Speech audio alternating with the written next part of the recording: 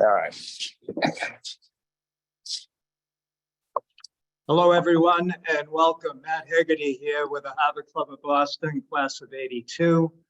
We, in partnership with ClassACT 73, the Harvard Clubs of Ireland and Pakistan, are delighted to co-host today's Harvard Alumni Association Allyship Series event, honoring the leadership legacy of Prime Minister Benazir Bhutto, who graduated from the college 50 years ago. So we have people from all over the globe, from Kenmore Square to Karachi, from Harvard Square to The Hague, from the Back Bay to Bombay. So we welcome our international community. But before we get started, let's utter the community's land acknowledgements. So the Harvard Club of Boston is located on the traditional and ancestral land of the Massachusetts, the original inhabitants of what is now known as Boston. We pay respect to the people of the Massachusetts tribe, past and present, and honor the land itself, which remains sacred to the Massachusetts people.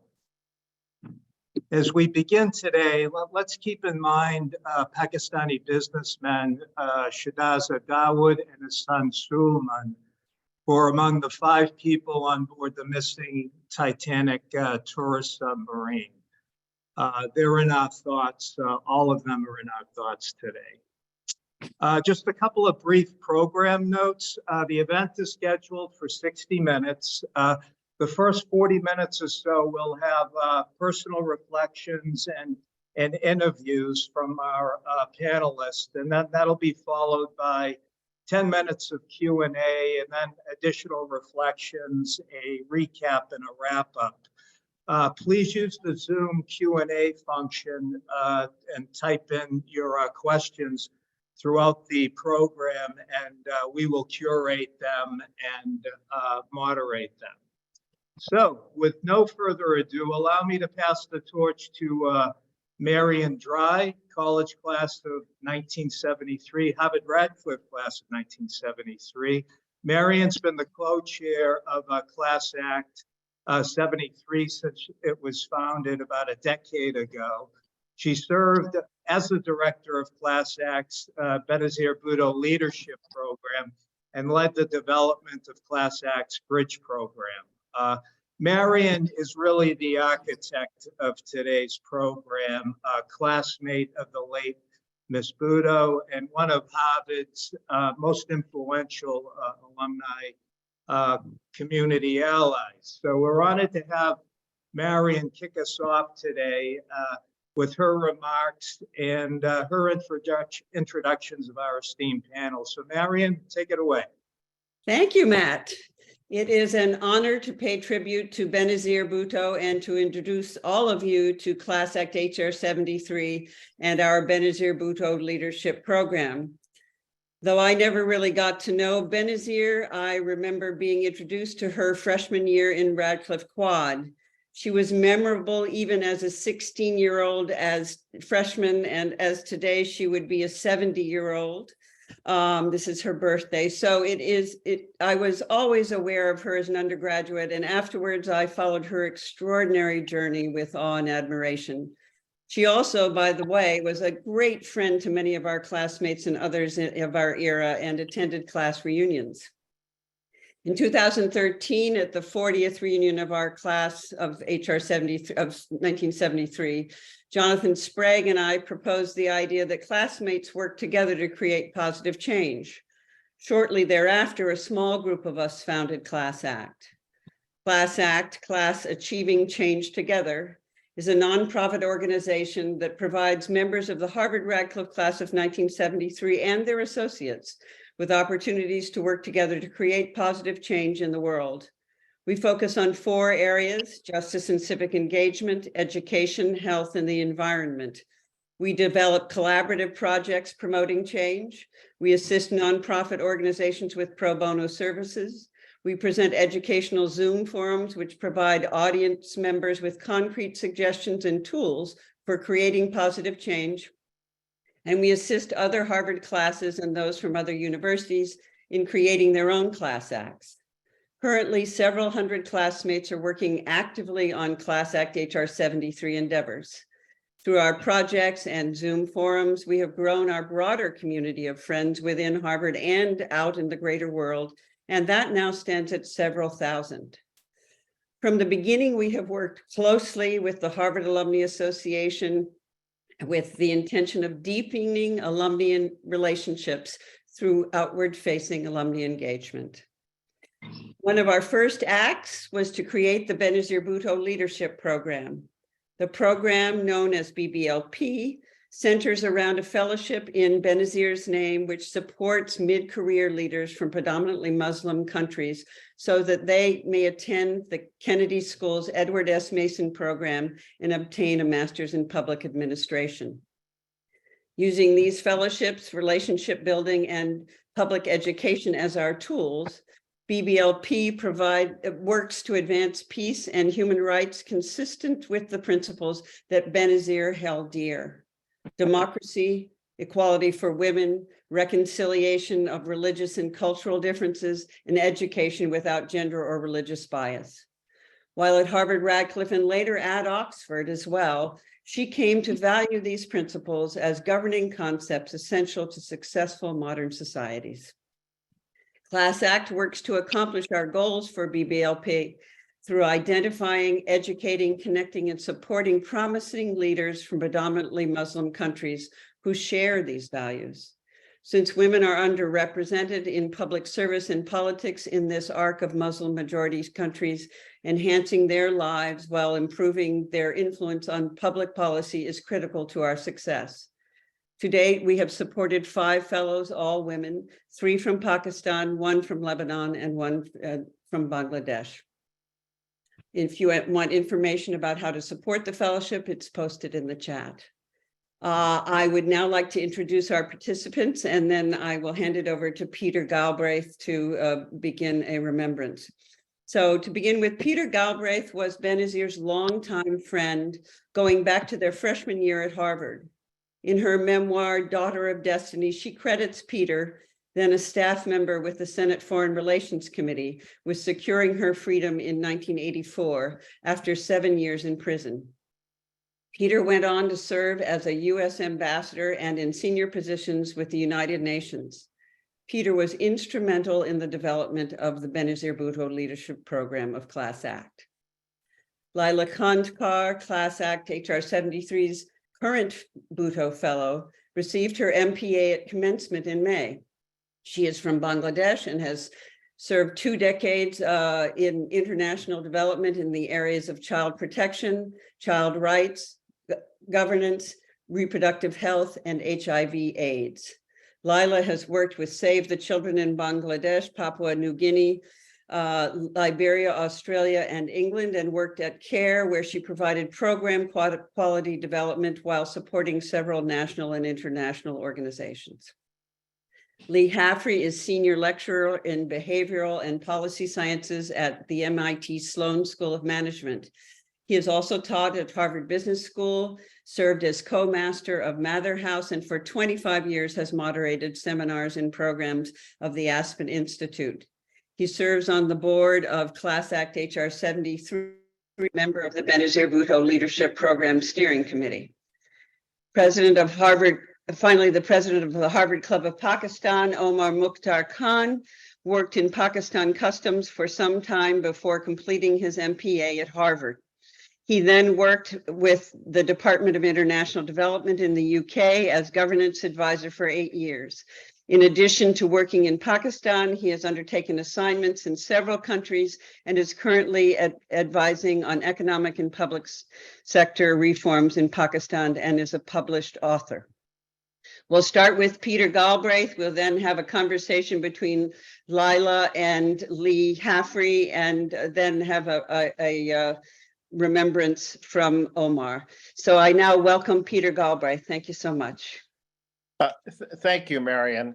And I want to begin by noting that among the participants in this webinar are Benazir's sister, Sanam, her husband, Hassan, Victoria Schofield, her dear friend from Oxford, who's written a wonderful memoir about their friendship, The Fragrance of Tears, and their longtime friends from Washington, Mark and Judy Siegel. I've long thought it fitting that Benazir was born on the summer solstice, the longest and lightest day of the year, because she was the light in so many people's lives, my own, her family, her other friends, and that of many of her fellow Pakistanis. Benazir would have turned 70 today, and her birthday reminds me of just how young she was at each of the milestones of her life. Barely 16 when she entered Harvard, just 24 when her father was overthrown. He was the prime minister at the time, and she took over the leadership of Pakistan's most popular political party. 31 when she was finally released from nearly 7 years of imprisonment, sometimes in very brutal conditions. 35 when she became Pakistan's prime minister and the first woman to lead a Muslim country, and just 54 when she was murdered while seeking a third term as prime minister, and for a second time, trying to restore democracy and end a military dictatorship. I met Benazir on our first day at Harvard. I just moved into my dorm in the yard, and my mother called to ask if I would come for tea at my parents' house to meet a classmate from Pakistan and her mother. I remember a very shy young woman, and in retrospect, her quite young mother. In her memoirs, Benazir says she was shocked both by my appearance and behavior, long hair, ratty jeans, smoking, and feet on the coffee table. That was the only time I remember her as shy. We became friends 18 months later, April 23rd, 1971 to be precise, over an argument. At the time, the Pakistan military was engaged in the brutal suppression of the independence movement in what was then East Pakistan and now Bangladesh, and the press was full of reports of atrocities. Benazir, or Pinky as she was known at Harvard, so ferociously defended the Pakistan army that one of her classmates fled the room. And years later, she wrote me that she'd been wrong to defend the Pakistan army's conduct in East Pakistan. But she also participated in the life of an American undergraduate. She protested the Vietnam War. She supported George McGovern's presidential campaign, even though Richard Nixon and Henry Kissinger were the big supporters of Pakistan in its struggle with India. And she was part of the women's liberation movement. I'm not sure how Benazir's life would have turned out if her father, who had become president of Pakistan during her junior year at Harvard, had not been overthrown. She had thoughts of going into the diplomatic service and certainly would have ended up as a Pakistani ambassador or possibly the foreign minister. But on July 5th, 1977, her father was overthrown just days after she returned to Pakistan after 4 triumphant years at Oxford, where she had been president of the prestigious Oxford Union Debating Society. And instead of starting a career in diplomacy, she found herself at age 24 leading an effort to save her father's life. In the end, it was a slow motion assassination that Benazir was unable to stop. And you just can't imagine the horror of that. And when Zulfikar Ali Bhutto, Pakistan's elected prime minister, was hanged on April 4th, 1979, I think Benazir's path was then set. She spent much of the 7 years between July 1977 and January 9th, 1984 in various places of confinement, house arrest, Karachi Central Jail, and a Class C cell in Succor prison in the Sindh Desert in conditions that seemed intended to kill her, temperatures in excess of 120 degrees. She was also almost totally abandoned.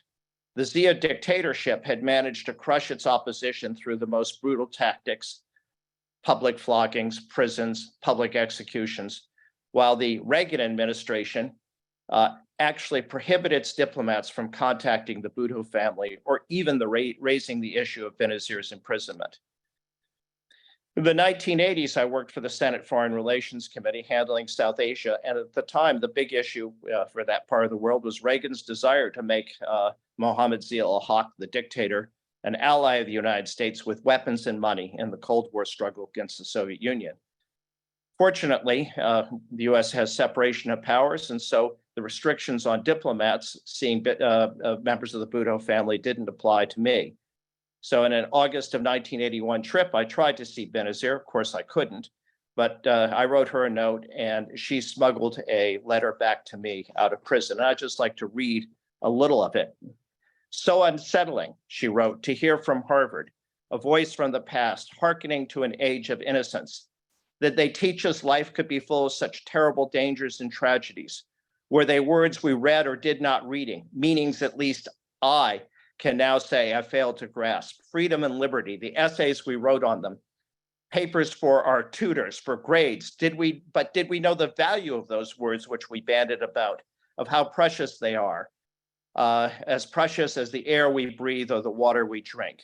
But then the harsh reality seems so remote in the snows of Vermont and the yards of Harvard, although we did get excited about Watergate, Vietnam, Bangladesh, and Anne would get so upset at the discussions of the loss of human life. Eventually, on January 9th, 1984, I was in Karachi testing whether the Pakistani government would honor a promise to let me see Benazir, then under house arrest. Instead, they put her on a plane to Switzerland with her sister Sanam. I met up with her in London, and although it had been 7 years since we'd last seen each other, our friendship just picked up where we left off. And not for the last time, I tried to persuade her to set aside politics for a more normal life.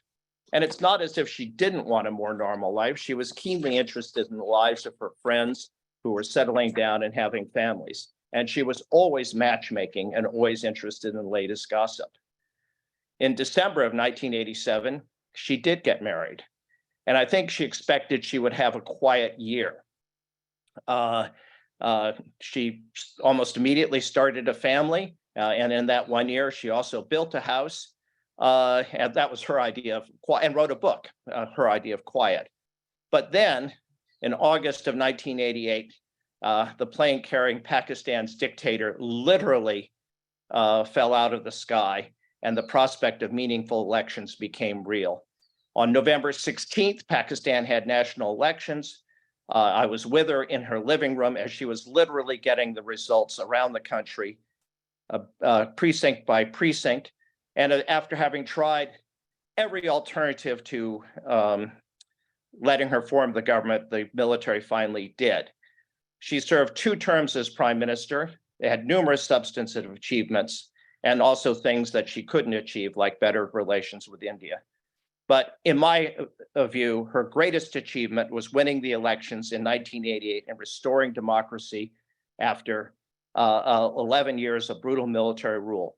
And she died in December 27th, 2007, again, trying to restore democracy.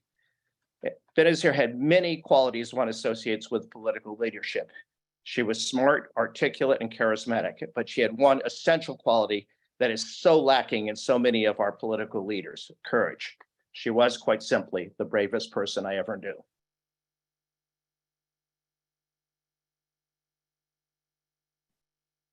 Thank you, Peter. We'd now like to hand it to Leigh Hafrey and Laila Khondkar to have a conversation. And Laila is in Bangladesh and is having some trouble with her connection. So we're going to check it out. So with the two of you, Laila, can you make yourself visible? All right. Thank you, Marion. Thank you, Peter, for that introduction and setting the context for this conversation. Laila, it's great to see you, and I hope we have the audio we need to hear from you. Am I right? It's the late evening in Dhaka? Yes, it's late evening. All right. So the agenda for the next few minutes, it would be great if you talk to us about how you came to HKS, so how you came to the Kennedy School. That is the work that you've done that made it possible for us to get to know you in Cambridge, and then talk a bit about HKS, and then move on to where you hope to go in the coming months and years. So let's go back first, and then we can move forward to the present and the future. Okay, thank you very much. Is my video okay? I was having a bit of a connection problem. Both video and use audio are fine. Okay. Okay. Thank you very much, Professor Leigh, and I'm really glad to participate in this webinar. I'm Laila Khondkar from Bangladesh. I grew up in a very political family. Some of my family members were in active politics, and those who were not were always discuss about politics and social justice issues. So when it came to my life and what I wanted to do with, in my professional life, I like decided to work on public health to begin with, as I did a master's in public health. So at the earlier phase of my career, I worked a lot on HIV, AIDS, and human rights and reproductive health issues. I did some research in South Africa and Thailand.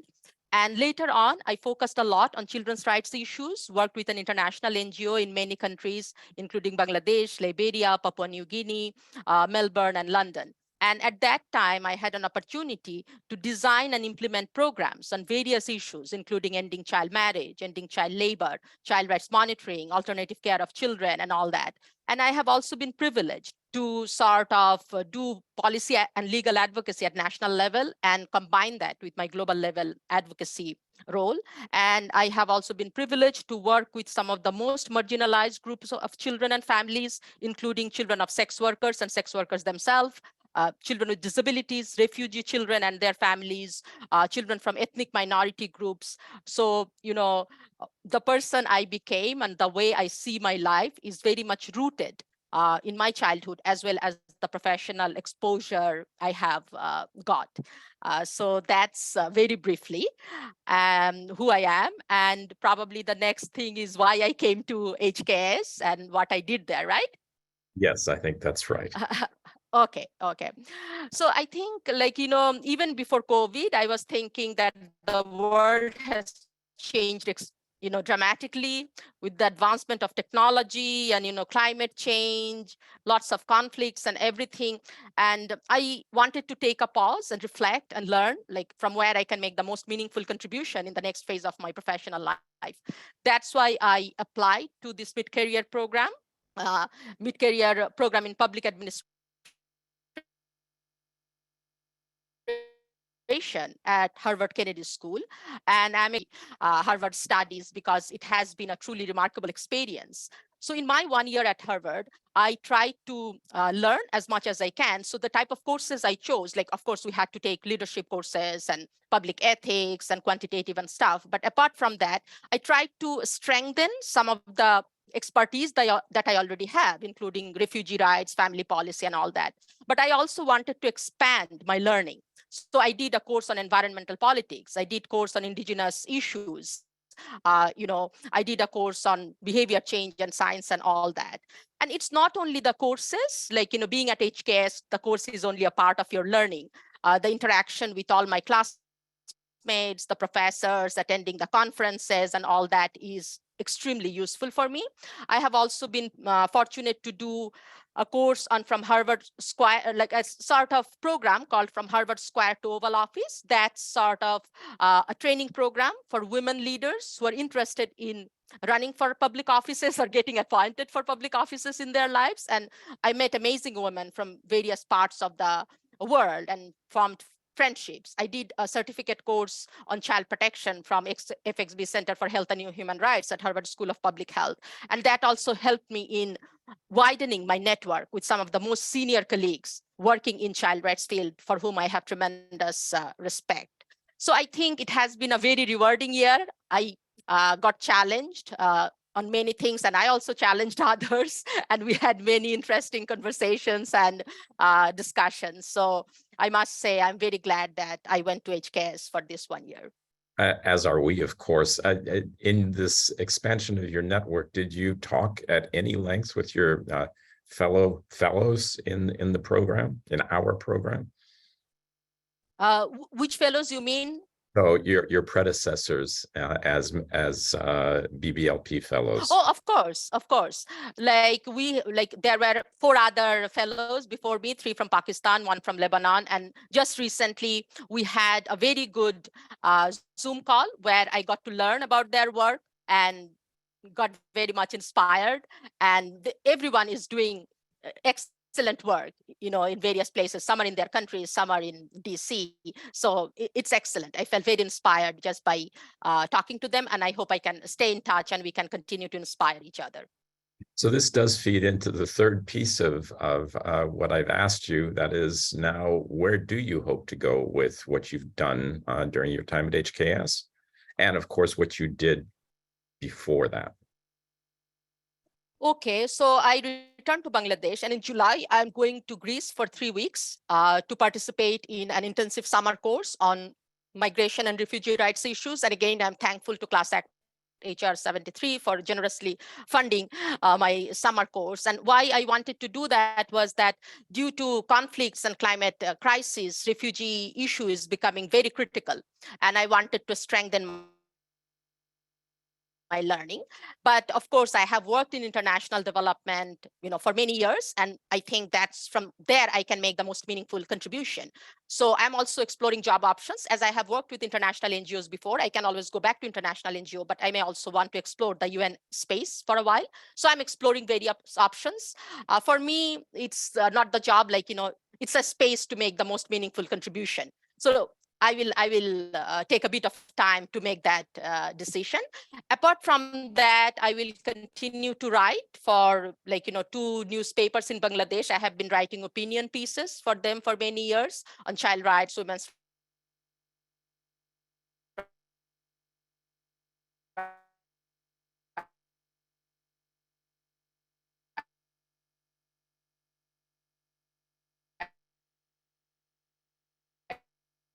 Laila, just so you know, we're losing you. and development issues. I hope to continue to do that. And 3 years ago, it's, we want to create a child. So is it better? Yeah, yes. Okay, okay. Okay. So I was just saying about the small organization I established, and we want to create a child-sensitive society by developing the capacity and awareness of various stakeholders in our society that we want to do through capacity building, research, and child monitoring and advocacy. So I also want to focus on building that organization, and through that organization, we also have some ambition of contributing to early childhood development work and girls' education in Bangladesh, because many girls face child marriage and they can't complete their education. So we have a dream of developing, girls as leaders and active citizens of the country. I'm curious, Laila, you came under the auspices of the Benazir Bhutto, or rather you were funded under the auspices of the Benazir Bhutto program. How do you see the work you're doing continuing the work that Benazir Bhutto did, both in and out of office?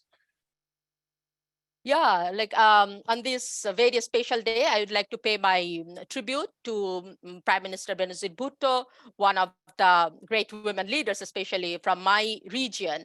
And I think, Benazir Bhutto held the position of the Prime Minister, and that in itself is a huge achievement. And we know, although there has been progress in many fronts, women still face a lot of challenges to go to leadership roles, in any sector.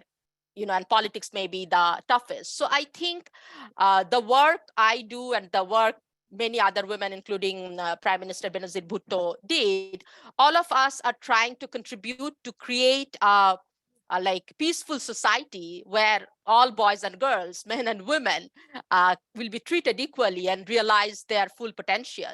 So some are working from politics, some may be working from education, some may be working from media, some may be working from some other spaces, but it's basically the dream of having a world where all are treated equally, all can realize their potential, and all are respected. Do you feel you have allies both locally, so that is to say in Bangladesh and in bordering countries, but also in the US? I mean, what does that network look like? Of course, none of us can do it alone. Any change that we have to bring in society, it is a marathon, it's not a sprint, and we need to work together. So even when I am working against child marriage, I very much work with women's rights organizations, and now with environmental issues and all that, you have to, and when I work on disability issues, I have to form partnership with organizations working on disabilities. And I believe the more we come together, the stronger we become. Sometimes it's unfortunate that we are very siloed. But there is, I believe that those of us who believe in human rights, women's rights, children's rights, or any type of rights, we are contributing to different pieces of the puzzle, but the dream is the same. So there is a need to have more collaboration. And definitely when I work with international organizations, it's not only the national level work. We have colleagues at the regional level, at the global level, and in the USA, as I went to Harvard, now I have expanded my network. I know organizations and people in the USA who are also fighting for human rights and social justice issues. Are they Harvard specific, or have you branched out beyond the confines of the yard and all of the different departments that we know make up the university?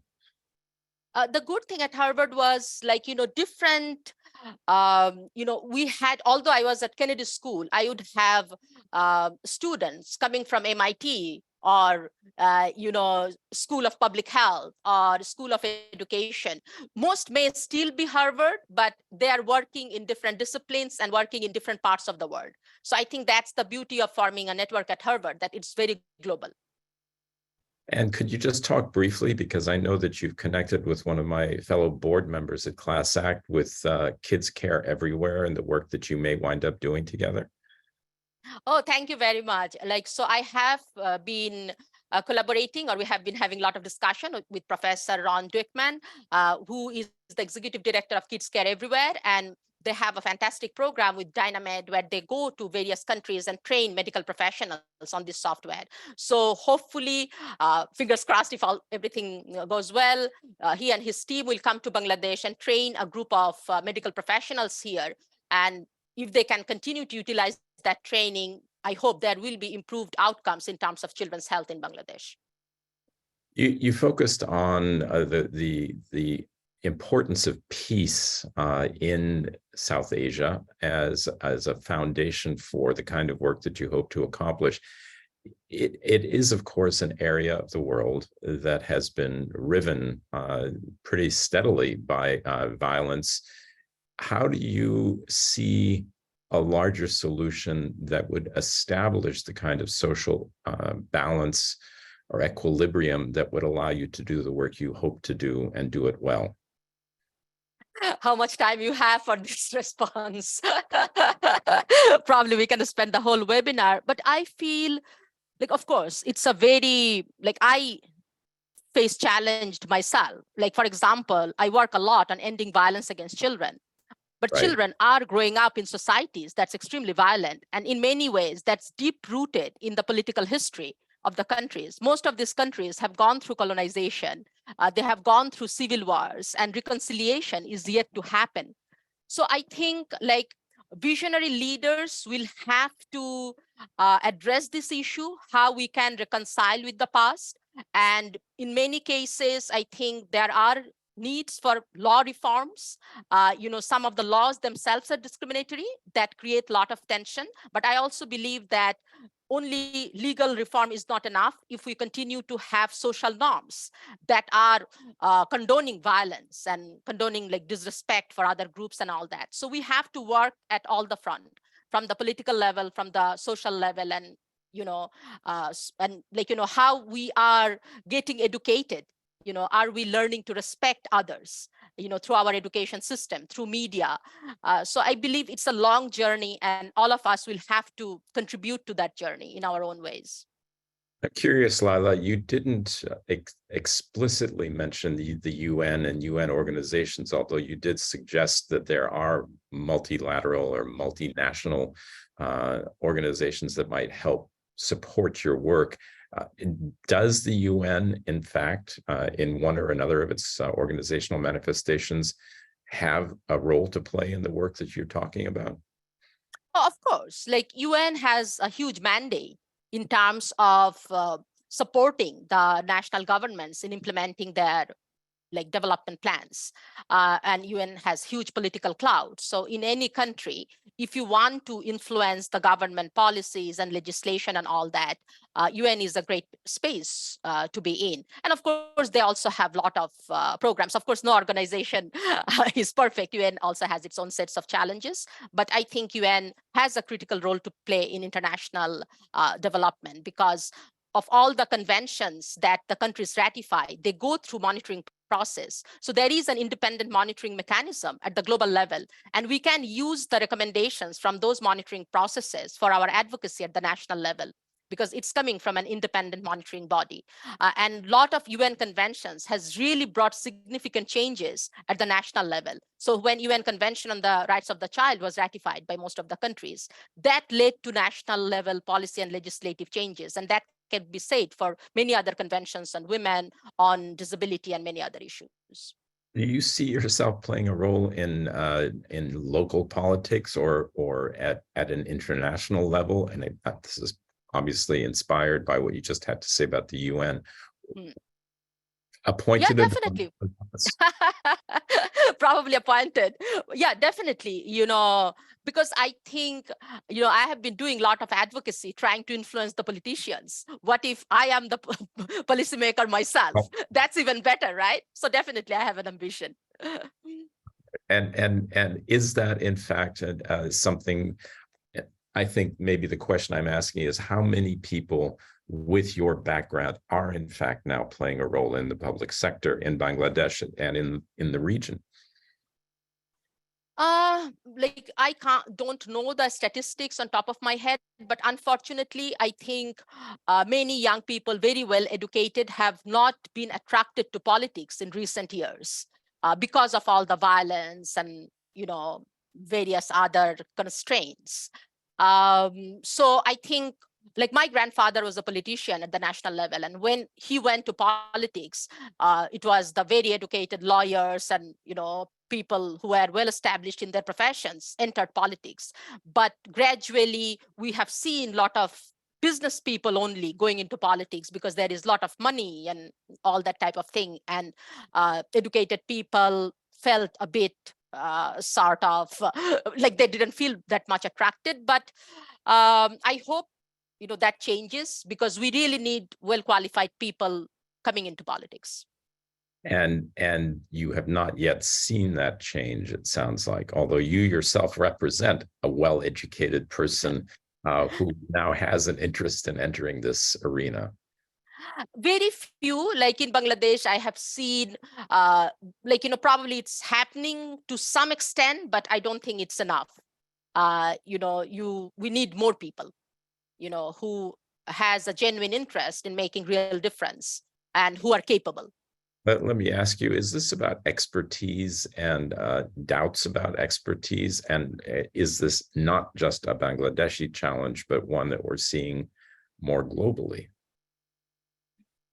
Probably, because I also believe that politics is not for everyone, right?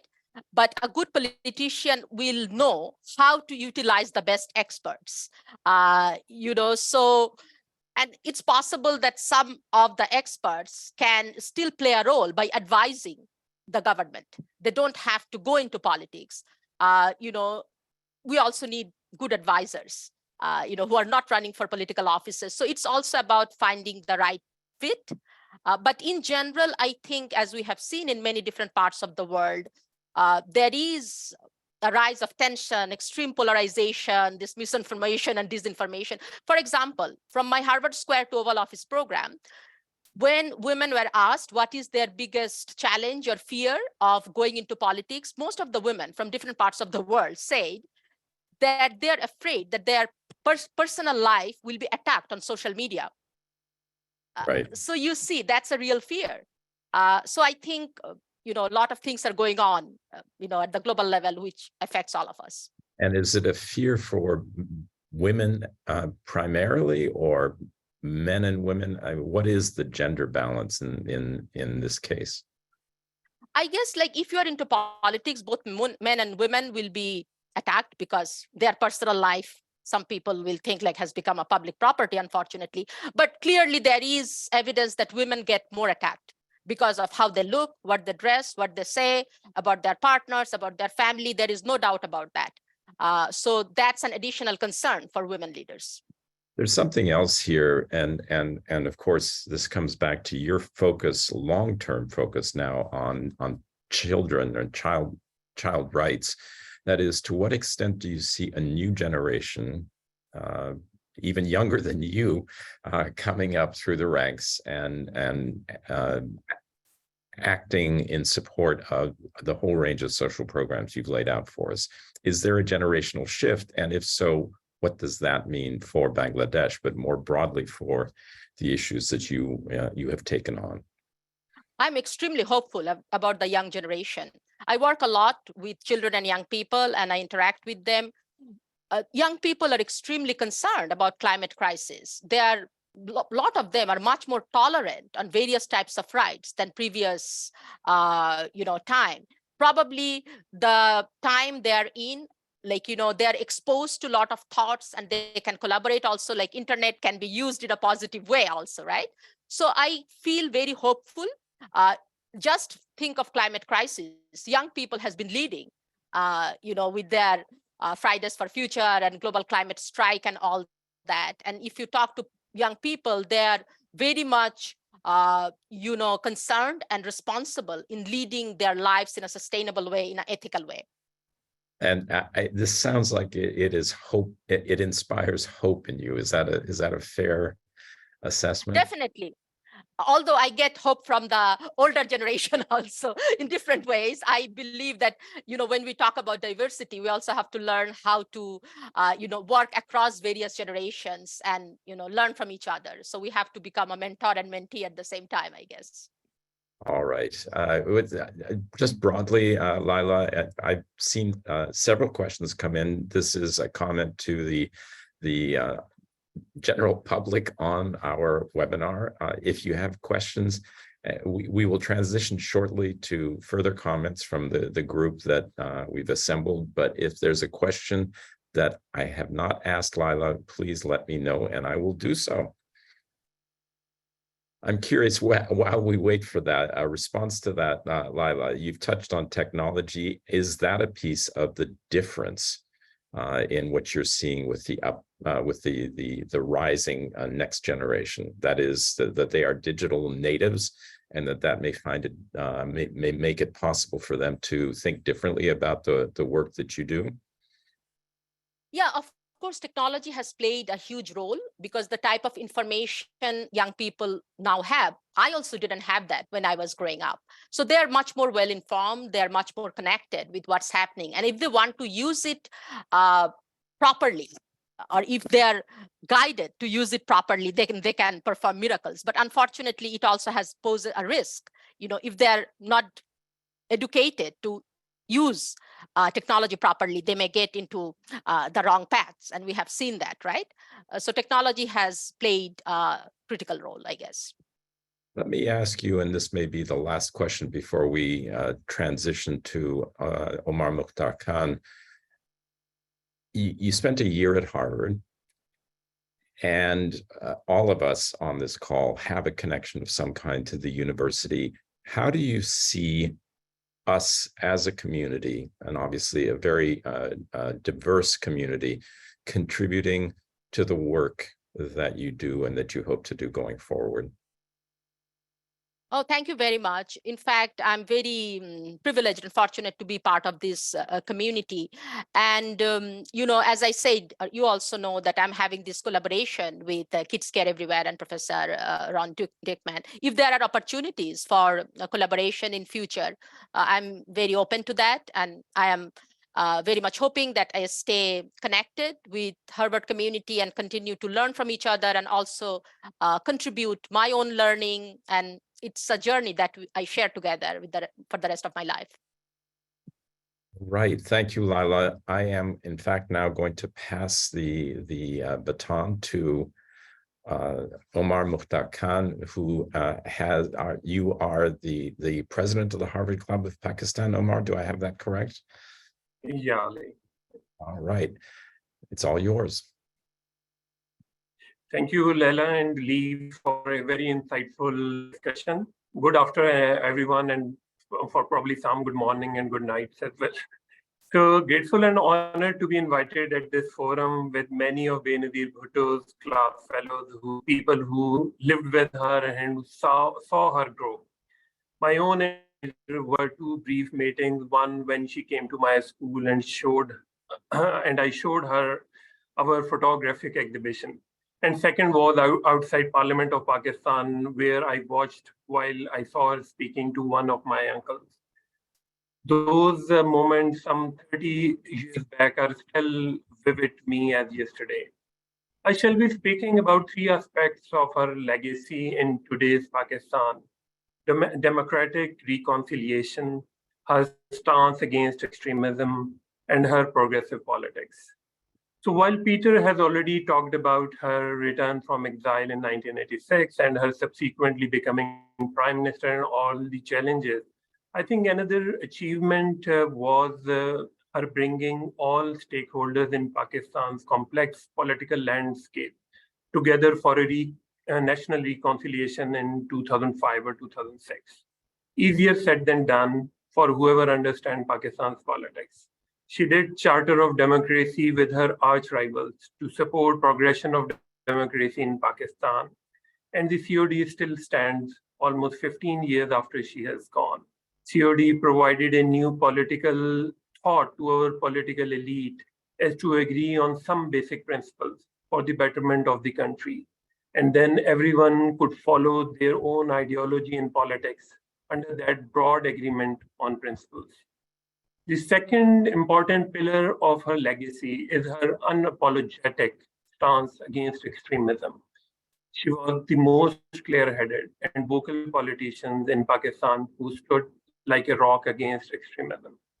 She couldn't be cowed down by October 2007 attack on her procession in Karachi, which claimed lives of around 150 people. She knew what monster she was standing against, but never budged. And ultimately and unfortunately, extremists struck again on the fateful evening of 27 December 2007. Her life struggle against extremism clarified for Pakistan the real danger of these medieval ideologies, and the battle continued. And today, Pakistan is a much safer country with extremists on the run. And I think most of the credit goes to Benazir Bhutto. Benazir Bhutto stood for progressive politics, be it women's rights, freedom of press, minority rights, or social issues like mother and child health care. She was always at the forefront for protecting vulnerable communities. Benazir Income Support Program started after her death is today's one of the world's largest cash transfer programs for poor women spread all over Pakistan. A lifelong support to women and child health, vaccinations, and livelihood programs focusing on women is well known and continue long after she was taken away from us.